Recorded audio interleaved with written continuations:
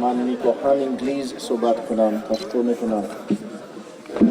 خب ایشون سلام کردن و فارسی سعی کردن بگن که خب خوشحالن که امروز اومدن و فارسی کم بلدن و سعی میکنن انگلیسی از این وقت باز خواهی صحبت بکنم. من ترجمه کنم.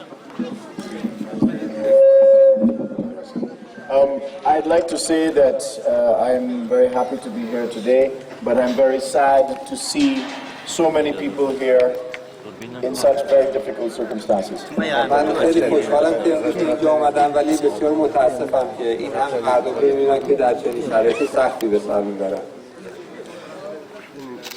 I am only one man, but I have a voice and I cannot promise anything other than that I will take back the story of what I have seen here and what I have seen in other villages in this area back to Tehran and back to the international community.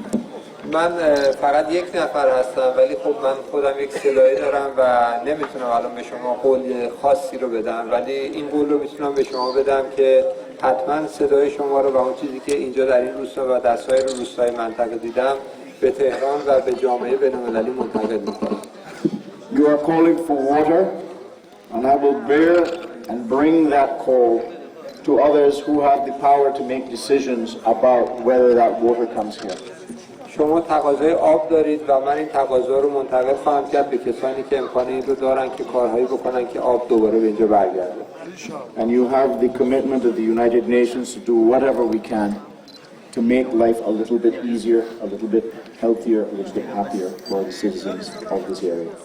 و شما تعهد سازمان ملل رو حتما خواهید داشت برای اینکه به شما کمک بکنه برای اینکه مردمی که در این منطقه زندگی میکنن زندگی ساده تر و راحت تری و زندگی شادتری رو داشته باشن در آینده.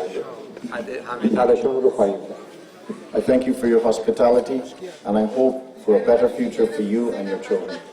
و خیلی ممنون از میزبانیتون و آینده بهتری رو برای شما و فرزندانتون آرزو مندم. تشکر میکنم.